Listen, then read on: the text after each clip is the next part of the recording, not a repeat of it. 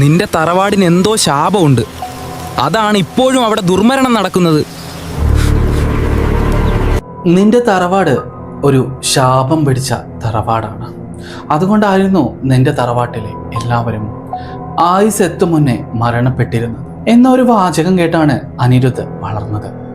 അച്ഛനും മുത്തശ്ശനും അതുപോലെ ആ തറവാട്ടിലെ എല്ലാവരും ആയുസ് എത്തും മുന്നേ അനിരുദ്ധിന്റെ മുന്നിൽ നിന്നും മരണപ്പെട്ടു പോയിരുന്നു. ആ സമയത്ത് കൂടെ പഠിച്ചിരുന്ന എല്ലാവരും അനിരുദ്ധിനോട് പറയുമായിരുന്നു, നിന്റെ തറവാടിന് എന്തോ ശാപമുണ്ട് എന്ന് എൻ്റെ അച്ഛനും അമ്മയും പറയാറുണ്ട്.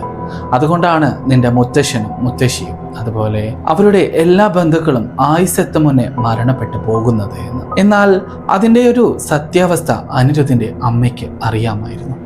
അതുകൊണ്ട് തന്നെയായിരുന്നു അനിരുദ്ധിനെ അവിടെ അധികം താമസിപ്പിക്കാറില്ല. എപ്പോഴും അനിരുദ്ധിനെ താമസിപ്പിക്കുന്നത് അനിരുദ്ധിന്റെ അമ്മയുടെ വീട്ടിലാണ്. അവിടെ നിന്നാണ് അനിരുദ്ധ് സ്കൂളിൽ പോകുന്നതും അതുപോലെ പഠിക്കുന്നതുമൊക്കെ. അനിരുദ്ധിന്റെ അമ്മ മരിക്കുന്നത് വരെ ആ തറവാട്ടിലേക്ക് അനിരുദ്ധിനെ വരാനായി സമ്മതിച്ചിട്ടില്ല. ഒരുപക്ഷെ അനിരുദ്ധ് വരികയാണെങ്കിൽ പുലർച്ചെ വന്ന് വൈകുന്നേരം മടങ്ങുന്ന തരത്തിലായിരുന്നു അനിരുദ്ധിന്റെ അമ്മ അവന്റെ ജീവിതത്തിലെ അത്തരത്തിലുള്ള ഷെഡ്യൂളൊക്കെ പ്ലാൻ ചെയ്തിരുന്നത്. എന്നാൽ ഈ തറവാടിനുള്ളിൽ മറഞ്ഞിരിക്കുന്ന ആ ദുരൂഹ സത്യം മാത്രം അമ്മ അനിരുദ്ധിനോട് വെളിപ്പെടുത്തിയില്ല. ആ ഒരു ദുരൂഹമായ സത്യം എന്താണെന്ന് നമുക്ക് കൂടുതൽ മനസ്സിലാക്കാം.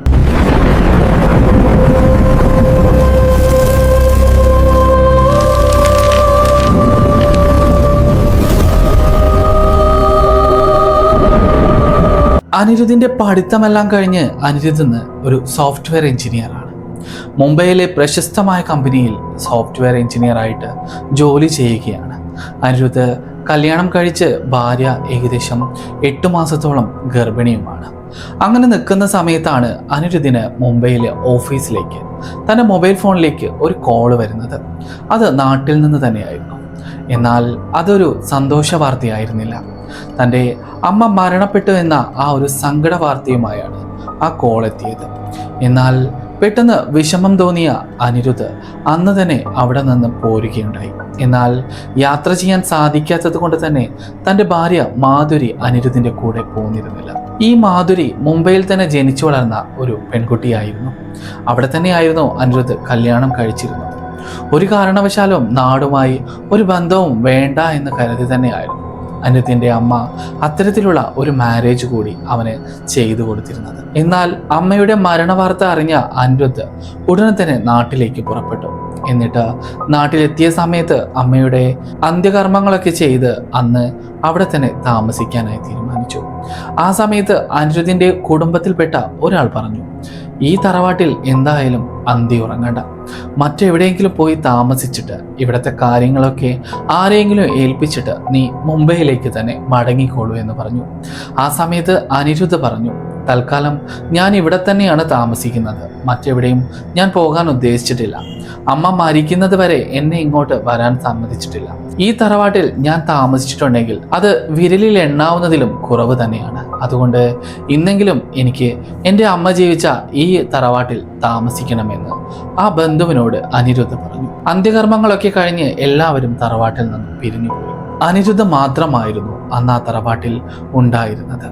അങ്ങനെ രാത്രി ഇരുട്ടിയ സമയത്ത് അനിരുദ്ധ് ഭക്ഷണമൊന്നും കഴിക്കാതെ അമ്മയുമായുള്ള ഓർമ്മകളൊക്കെ മനസ്സിലോർത്ത് നിൽക്കുന്ന സമയത്ത് എപ്പോഴോ അനിരുദ്ധ് ഉറക്കത്തിലേക്ക് വഴുതി വീണിരുന്നു. ഏകദേശം 2:45 ആവുന്ന സമയത്താണ് ആദ്യമായി അനിരുദ്ധിന്റെ ഫോണിലേക്ക് ഒരു കോൾ വരുന്നത്.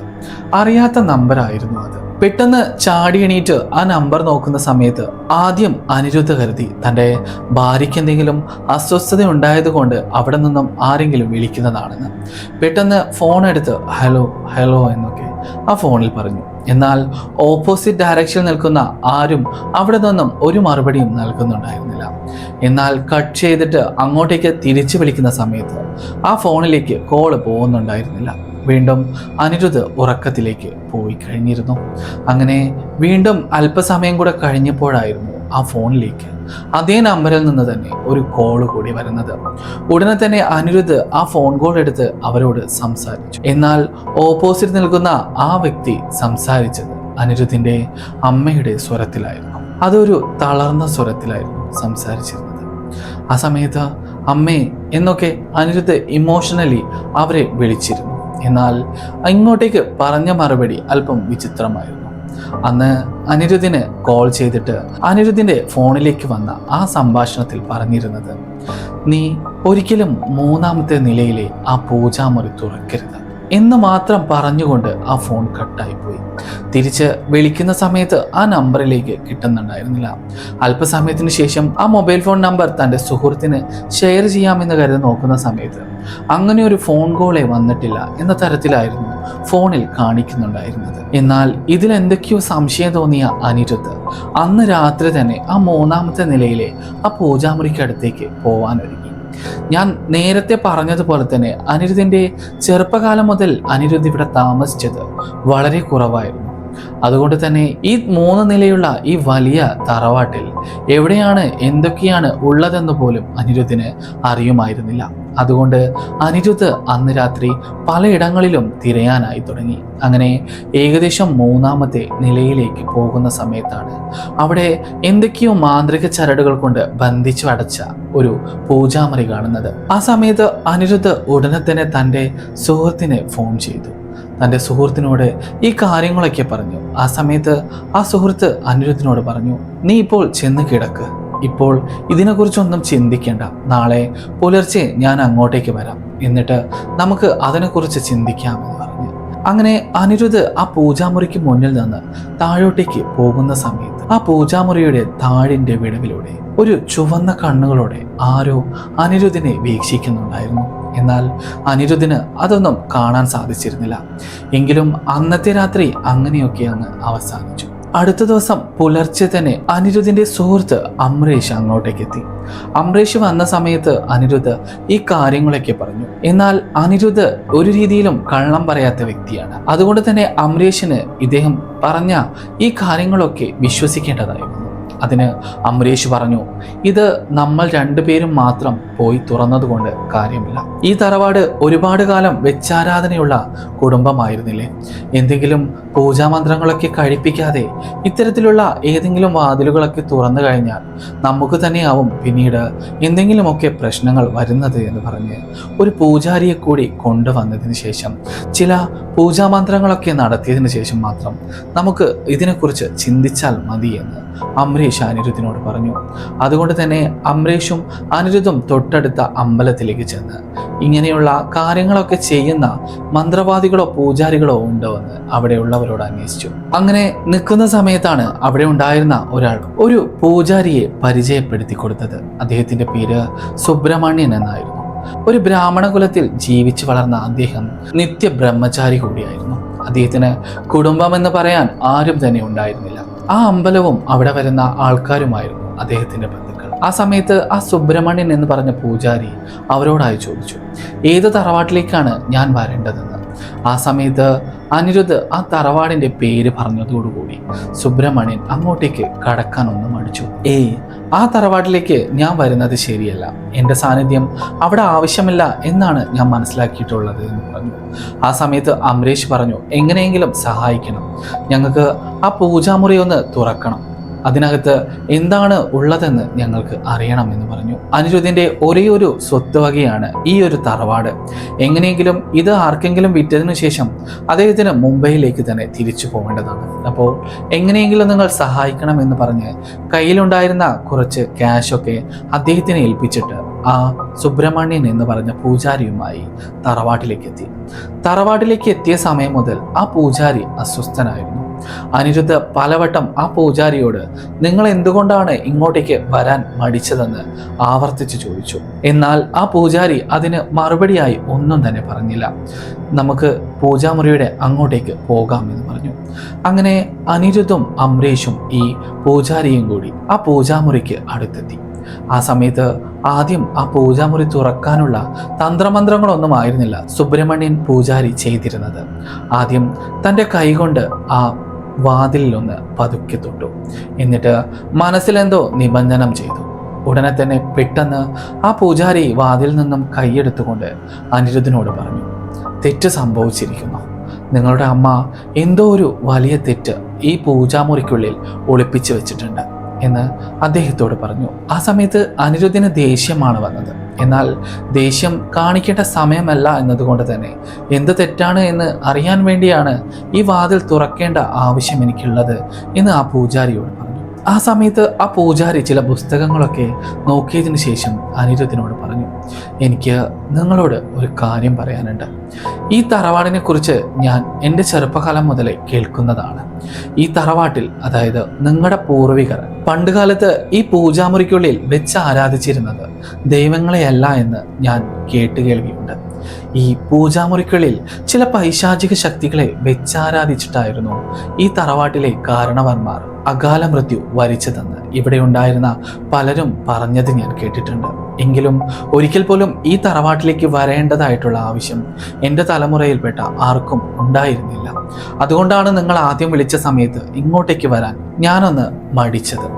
ഇതുകൂടി പറഞ്ഞ സമയത്ത് അനിരുദ്ധിന് തൻ്റെ ചെറുപ്പകാലത്ത് തൻ്റെ സുഹൃത്തുക്കൾ പറഞ്ഞ ഈ കാര്യം ഓർമ്മയിൽ വന്നു.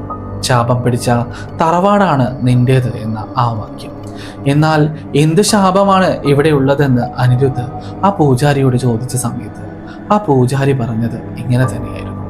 ഏകദേശം നൂറ്റാണ്ടുകൾക്ക് മുന്നേ ഈ തറവാട്ടിൽ ജീവിച്ചിരുന്നവർ അവരുടെ സൗഭാഗ്യത്തിനും അതുപോലെ അവരുടെ ദീർഘായുസിനും വേണ്ടി ദൈവങ്ങളെ ആയിരുന്നില്ല ഇവിടെ വെച്ച് ആരാധിച്ചിരുന്നത്.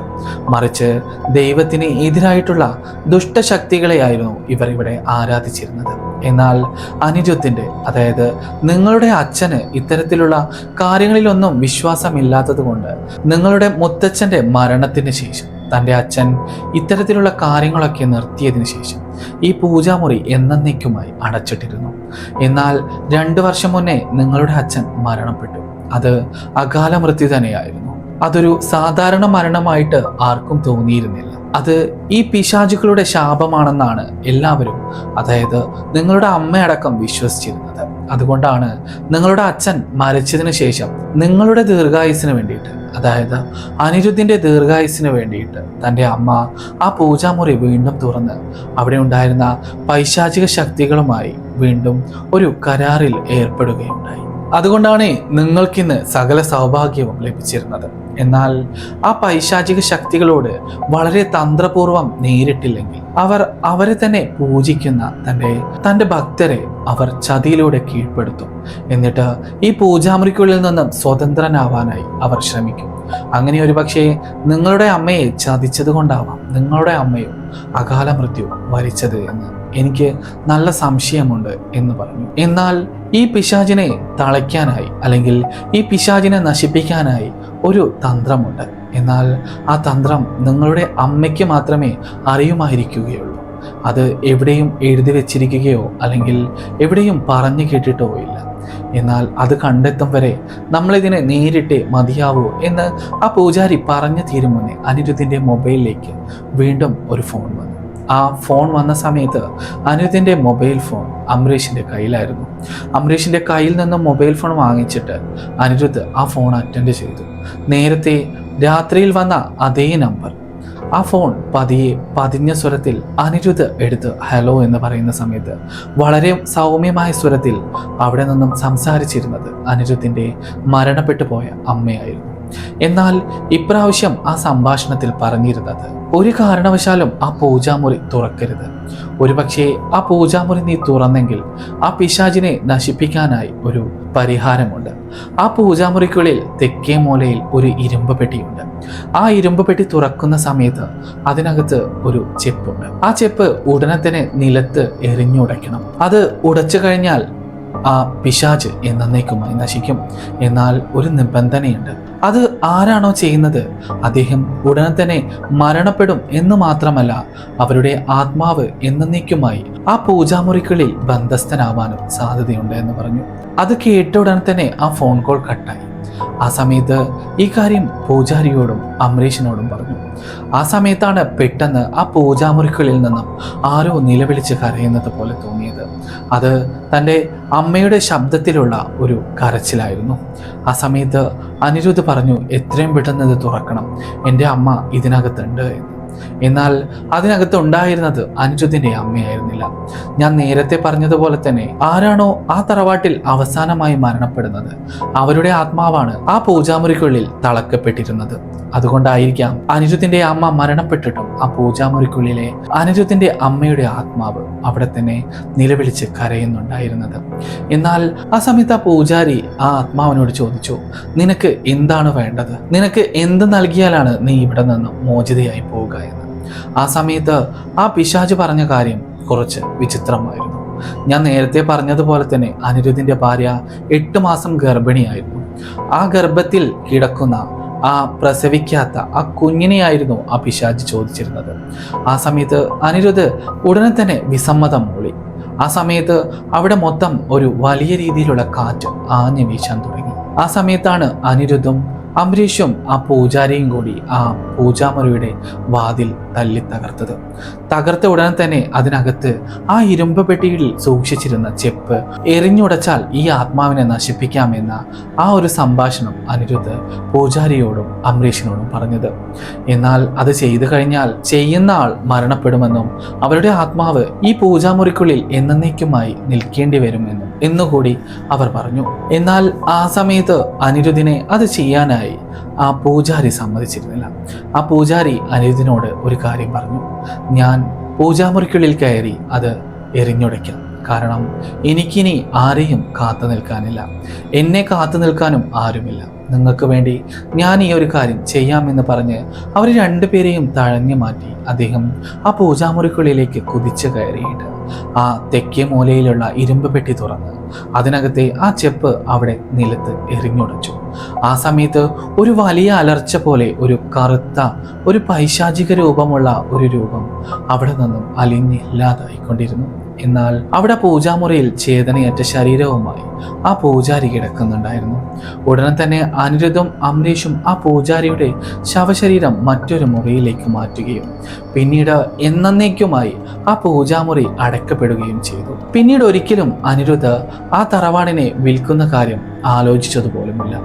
ഇടയ്ക്കിടയ്ക്ക് എപ്പോഴെങ്കിലുമൊക്കെ വന്ന് അതൊന്ന് തുറന്ന് നോക്കിയിട്ട് അവൻ തിരികെ പോകും. എങ്കിൽ പോലും ആ പൂജാമുറി മാത്രം പിന്നീട് തുറക്കാനായി അവന് ധൈര്യം വന്നിട്ടില്ല. പിന്നീട് അവിടെ നിന്നും പോന്ന് 1 മാസത്തിനു ശേഷം അനിരുദ്ധ് ഒരു ആൺകുഞ്ഞിന് ജന്മം നൽകി. തൻ്റെ കുഞ്ഞ് നല്ല രീതിയിൽ ജനിച്ചത് കൊണ്ടും അവർക്ക് വേണ്ടി ജീവത്യാഗം ചെയ്ത ആ പൂജാരിയുടെ ഓർമ്മയ്ക്കുമായി ആ കുഞ്ഞിന് സുബ്രഹ്മണ്യൻ എന്നായിരുന്നു അനിരുദ്ധ് പേര് നൽകിയത്. ഇതായിരുന്നു ആ ശാപം പേറിയ തറവാടിൻ്റെ കഥ. ഇതുപോലെയുള്ള കഥകൾ കേൾക്കാൻ നിങ്ങൾക്ക് ഇഷ്ടമാണെങ്കിൽ നിങ്ങൾക്ക് ഈ ചാനൽ സബ്സ്ക്രൈബ് ചെയ്തിട്ട് ഇപ്പോൾ തന്നെ നിങ്ങൾക്ക് കൂടെ കൂടാവുന്നതാണ്.